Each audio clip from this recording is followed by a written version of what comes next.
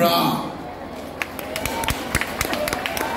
Araw-araw, gabi-gabi, wala nang ipanalo sa bidding ng munisipyo ng Siocon ang hosting para sa Sipra 2025. Hindi na po kami makatulog.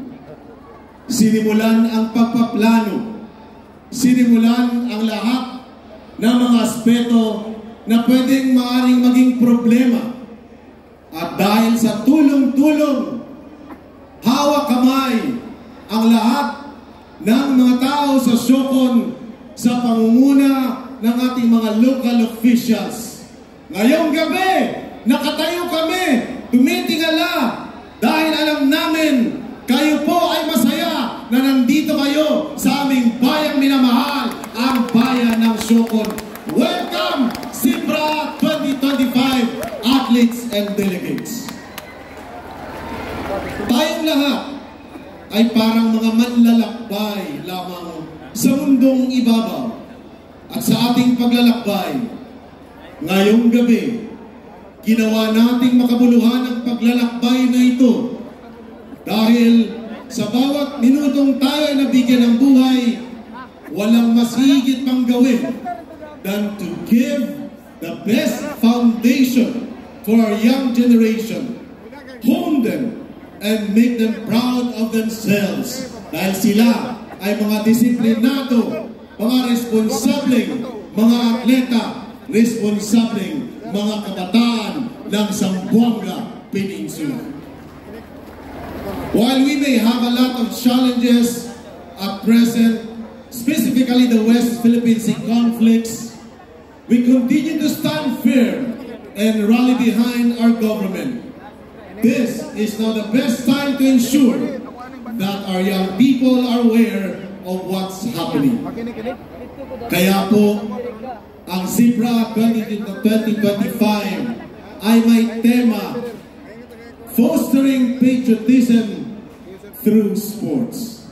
At ngayong gabi, ipinakita natin na kung tayo magkakaisa, na kung tayo hindi mananahimik, at ipakita natin ang ating suporta sa ating pambansang liderato sa panguna ng ating mga local officials, tayong lahat ay tatayo at sisigaw. Sa atin ang Pilipinas at walang makakapigil na ang kining ng sinuman dahil tayo ay mga Pilipino, tayo ay isa na nakatira sa bansang Pilipinas. Kung mahal natin ang ating bansa, simulan natin sa bawat kabayanan ng ating mga probinsya. Let us all stand united and prepare ourselves, because we are not discounting the uncertainties ahead of us, but being prepared and instilling patriotism into the minds of everyone, especially our young, is the best option.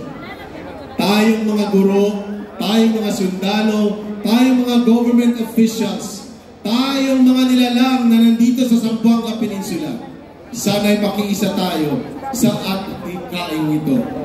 Zamboanga Peninsula must lead this cause, and Sipra has the ultimate mission to prepare our young. The theme Fostering Patriotism Through Sports does not only emphasize our obligation to our young, but also it is the best time to instill into the minds of everyone. Kailangan nating magmahalan at magkaisa para isulong ang kapakanan ng ating pambansang interes.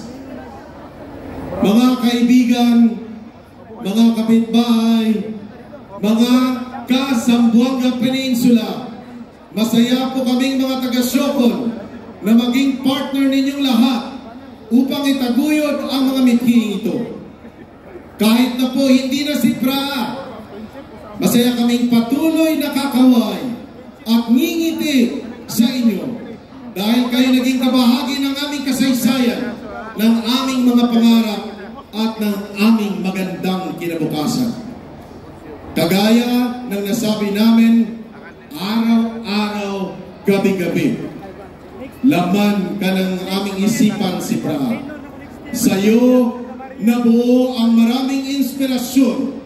Dahil sa iyo, Sipra, nabuo kaming muli, Muslim, Subanan at Kristiyano, at sa ngalan ng kapayapaan at kaunlaran na nagmumula sa bayan ng Siokon, sana'y wala nang katapusan ang masayang pagtitipong ito, kudya ng mas peaceful, progressive na Zamboanga Peninsula dahil sa programa ng Department of Education.